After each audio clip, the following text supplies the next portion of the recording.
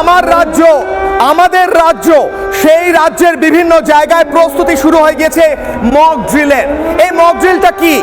Mock drill কেন হবে? হঠাৎ করে মক ড্রিল কেন হচ্ছে?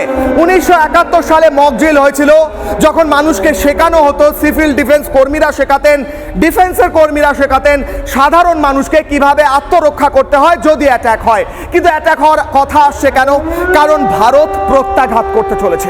ভারত প্রত্যাঘাত করলে পাল্টা রিটালিয়েটরি অর্থাৎ পাল্টা প্রত্যাঘাত করতে পারে শত্রুপক্ষ।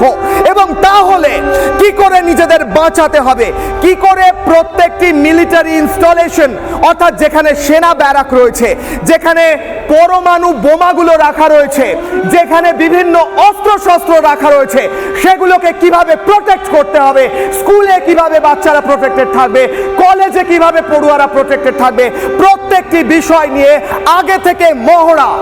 অর্থাৎ ভারত রণচণ্ডী রূপ ধারণ করেছে। পাকিস্তান ভয়ে কাঁপছে, লেজ গুটিয়ে পালাচ্ছে, গর্তে ঢুকছে।